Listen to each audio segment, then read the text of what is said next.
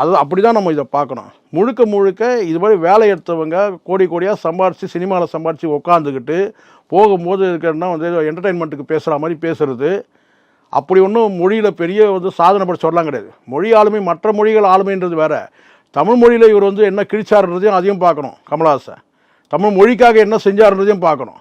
போகிற போக்கில் வந்து நீங்கள் வந்து அடிச்சு விட்டு போகிறீங்க ஏதோ ஒரு ஸ்டேஜில், அது கடைசியில் பின்விளைவுகள் எங்கே வந்து நிற்கும்னு பாருங்கள். இது வரைக்கும் காவிரி நீர் பிரச்சனைக்காக தமிழ் பேசுகிறாருல, காவிரி நீர் பிரச்சனைக்காக ஒரு உதாரணத்துக்காக சொல்கிறேன் நான். நடிகர் சங்கங்கள் வந்து நடிகர்கள் சேர்ந்து சங்கம் சேர்ந்து விஜயகாந்த் தலைமையில் ஒரு ஆர்ப்பாட்டம் பண்ணுறாங்க, ஒரு போராட்டம் பண்ணுறாங்க. அதுக்கே இவங்களுக்கு ஃபோன் பண்ணி பல முறை சொன்னால் தான் இவங்க வந்து சேருவாங்க. இவருக்கும் சரி ரஜினிக்கும் சரி, இதுதான் உண்மை.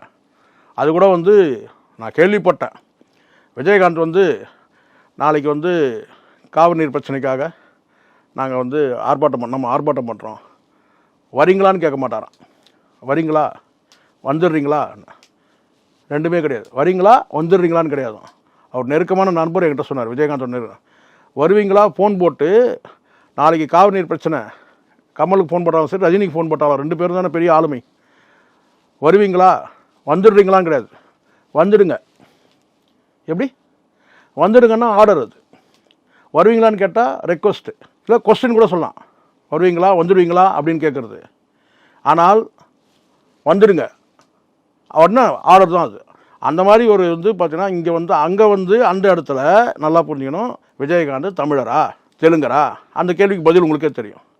நாம் அந்த அடையாளத்தில் இல்லை. இங்கே எதுக்கு கொந்தளிக்கணும்னு சொல்லிட்டு தமிழ்நாட்டு மக்களுக்கு தெரியும் சார்.